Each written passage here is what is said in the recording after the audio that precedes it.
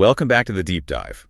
So if you're shopping for a Canon mirrorless camera right now, you are probably facing one of the most confusing but also exciting choices they've put out in years. It really is. It's a masterclass in how they segment their products. We're diving into the Canon R8 versus the Canon R6 Mark II. Right. And on the surface, they share the exact same heart, right? An identical, next-gen, 24-megapixel full-frame sensor. Exactly. But then you look at the price. And the gap is just enormous. The R8, which is kind of positioned as the accessible full-frame camera, is about, what, $1,099? Yeah, around there. And the R6 Mark II, the Pro workhorse, is over double that. We're talking $2,499. So our mission today is to really unpack that $1,400 difference for you. If the image quality is, fundamentally the same in good light, what are you actually paying for? What are those concrete, real-world features and maybe more importantly, professional safety nets that justify spending that much more money? It's kind of like the difference between buying a high-performance engine and then buying the entire race-ready car built around that engine. That's a great way to put it. The R8 is Canon's advanced mirrorless camera. It's all about value, compactness. And the R6 Mark II is the pro mirrorless machine. It's for the working pro who just cannot, under any circumstances, afford to miss a shot or lose a file. Yeah. But we have to start by saying the R8 is just brilliant on its own. I mean, when you look at the core specs, it really does feel like the biggest steal Canon has ever offered in a full-frame body. Okay, so let's unpack that shared core.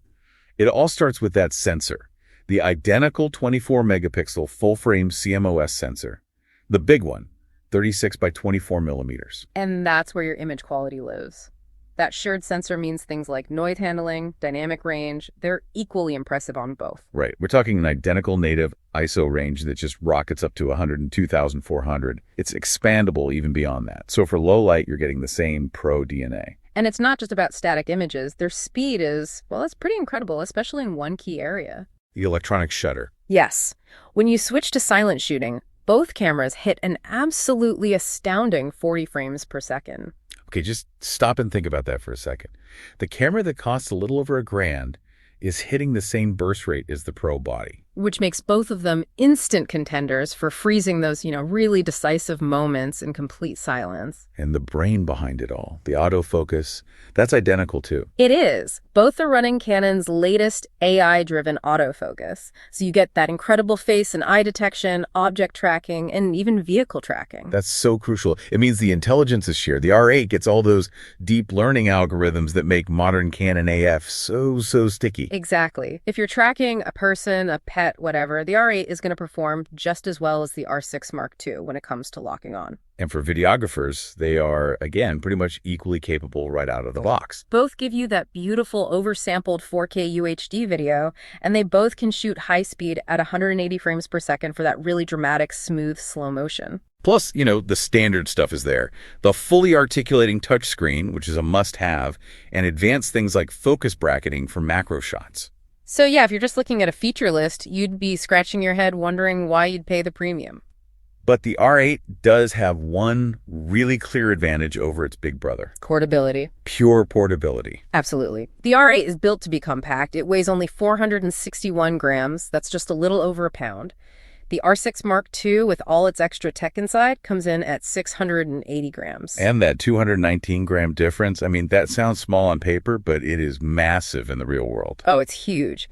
You pair the R8 with a small, lightweight prime lens, and you have a full-frame camera you literally forget you're carrying. For travel, for street photography, for hiking, if comfort and quality are your only goals, the R8 is just, well, it's the better choice. Okay, but now we have to talk about where the R6 Mark II starts to build that professional chassis around the engine. This is where we start earning that $1,400. Exactly. And the first major area is reliability and endurance. This is where you're buying peace of mind and real operational capability. And let's start with the most painful spec for the R8, the battery life. This is the first thing you're going to run into. It's a huge gap. It's because they use different batteries. The R6 Mark II uses that high-capacity LPE6NH. It gives you a SIPA rating of 580 shots per charge. And the R8, The R8 uses the smaller LPE-17. It gets you just 290 shots. That is exactly half. Exactly double the endurance for the R6 Mark II. And 290 shots, I mean, that zipper rating is often optimistic, Yeah. especially if you're reviewing images a lot or shooting video. For sure. For the R8 user, that means you're carrying multiple spares, you're always watching that battery meter, and you might have to break your creative flow just to swap power. Whereas the R6 Mark II is just built to run all day. Through a whole wedding, an extended landscape shoot, maybe without even needing a swap. For a pro, that's a must-have. And speaking of must-haves for pros, we have to talk data security. Redundancy. This is often the one single reason people buy a pro body. It's that psychological safety net. The R6 Mark II has dual SD card slots. You can set it to record to both cards at the same time, making an instant backup of every single photo. And if you're shooting a wedding, a corporate event, something that absolutely cannot be repeated, that redundancy is, I mean, it's priceless. It's career-threatening if you lose those files. If a card fails, you don't have to make that horrible call to a client. The R8, on the other hand, has just a single card slot. And look, modern SD cards are very reliable, but a single slot means you are always running an inherent risk. For an enthusiast, maybe that's okay. For paid work, it's a huge liability. There's also another little detail in the hardware, a protection thing that just screams pro build. Ah, yes. The anti-dust shutter mechanism on the R6 Mark II. Now, both cameras have weather sealing, but on the R6, when you take the lens off, a physical shutter closes automatically. Yeah, where's the sensor? It completely protects the sensor from dust, from debris in the air. And if you're a studio shooter who barely ever changes lenses, that might not matter. But if you're on location, swapping lenses in a dusty park or on a windy day. Oh yeah, that physical protection is going to save you so many sensor cleanings and reduce the risk of actual damage. Okay, so let's move from reliability into pure performance. This is what we're calling the capability chasm. This is where the R6 Mark II really pulls away in those high-speed, demanding situations. And it starts with the mechanical shutter, which is still key if you want to avoid some of those artifacts you can get with electronic shutters, like rolling shutters. Right. And using that mechanical shutter, the R6 Mark II has double the continuous shooting speed. It hits 12 frames per second versus the R8's 6 frames per second. And the top speed is different too, right? Much different. The max mechanical shutter speed jumps from 14,000th of a second on the R8 all the way to 18,000 on the R6 Mark II. And that 18,000th is just critical for a couple of things. One, freezing super fast motion, like a hummingbird's wings. And two, if you want to shoot a portrait on a bright sunny day with your lens wide open at, say, f1.4, that faster shutter speed lets you do it without needing a big, bulky filter. Now, let's go back to autofocus. We said the AI is the same, but the R6 Mark II has way more physical data points to work with. Massively more. So give us the numbers again and tell us what that actually means when you're shooting. Okay, so the R6 Mark II has 4,897 focus points spread across the frame. The R8 has 1,053. Wow. That's almost 5 times as many tracking points. How does that translate into a real-world shot? So imagine you're tracking a tiny bird against a super busy background, like leaves and branches. The R8, with its 1,000 points, might struggle if the bird moves erratically. Okay. The R6 Mark II, with nearly 5,000 points, has a much, much greater chance of keeping a cluster of those points locked on the subject.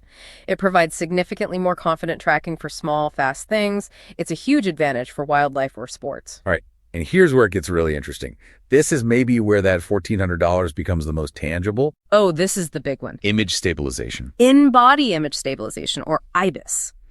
The R6 Mark II has a powerful sensor shift system that's rated for up to 8 stops of compensation. The sensor itself physically moves to counteract your handshake. And the R8 has? None. Zero. Nada.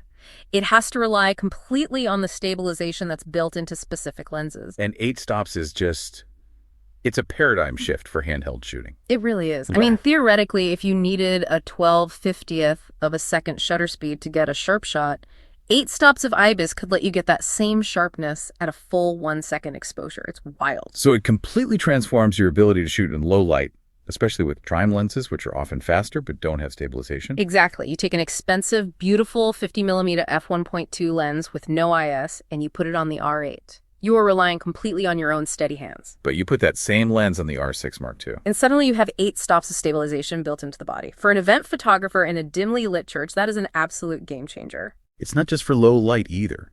It helps with video. making handheld shots way smoother. And it stabilizes everything, even old vintage lenses you might adapt. For so many shooters, IBIS is the one feature that, on its own, justifies the entire price difference. And while the basic video specs are similar, the R6 Mark II has one last trick up its sleeve for serious filmmakers.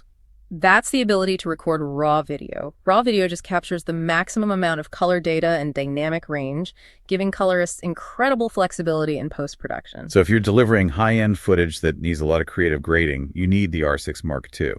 The R8 has great video, but it just doesn't have that raw capability. And we should also mention the viewfinder. The R6 Mark II's is much better. It has 3.69 million dots, which is way sharper than the R8's 2.36 million.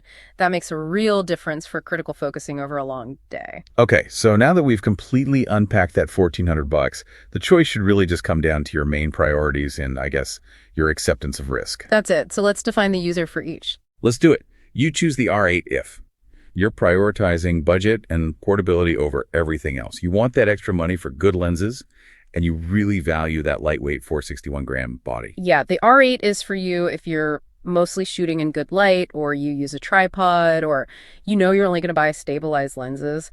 You have to be okay with the single card slot and the shorter battery life as, manageable trade-offs. Right. You'll carry spares and back up your card more often. Exactly. Now, you choose the R6 Mark II if capability and reliability are non-negotiable investments for you. If your income depends on it. Yes. If you shoot sports or wildlife, you need that 12 frames per second mechanical shutter and those 4,897 AF points to nail the shot. And if you need those professional safety nets, the dual card slots, and the all-day battery life, they're essential. Critically, if you shoot handheld in dim light or you love unstabilized prime lenses, that 8-stop IBIS system is a core feature you just can't live without. So ultimately, both cameras get to use that amazing and rapidly expanding Canon RF lens system.